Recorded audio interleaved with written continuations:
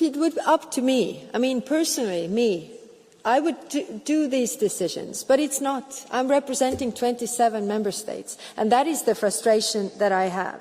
Però a què es deu exactament la frustració de l'alt representant en política exterior de la Unió Europea? Doncs bé, com ja diu Kaja Kallas, ella representa 27 estats membres, no només representa la Unió Europea. I és molt difícil que aquests 27 estats membres posin d'acord en prendre una decisió en unanimitat.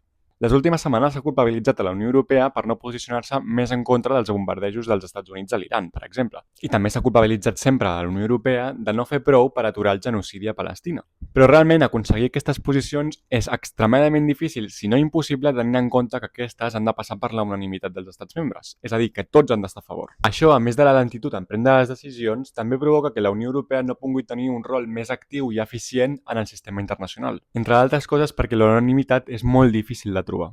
A més, això permet que estats com Hongria, que tenen sancions aplicades per no respectar els valors de la Unió Europea, puguin fer xantatge a la Unió Europea per tal d'aconseguir el seu sí. S'ha vist en les sancions aplicades a Rússia per la guerra a Ucraïna, on Orbán ha sigut molt hàbil en desbloquejar els fons que tenia congelats per no respectar l'estat de dret en el seu país. Per tant, per què la Unió Europea no té una posició més forta en contra del genocidi a Palestina? Per al requeriment de la unanimitat. Per què la Unió Europea no ha condemnat expressament encara la guerra de l'Iran? Per la unanimitat.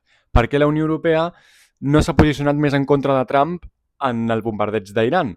Per la unanimitat. Com veiem, la unanimitat en la política exterior de seguretat comuna de la Unió Europea impedeix que la Unió Europea pugui tenir un rol més marcat i molt més important a nivell global. I al final, per què tenim una unió si no és per amplificar la nostra veu en el sistema internacional? La unanimitat s'hauria de reemplaçar per la majoria qualificada, que la Unió Europea això significa el 55% dels estats representant el 65% de la població.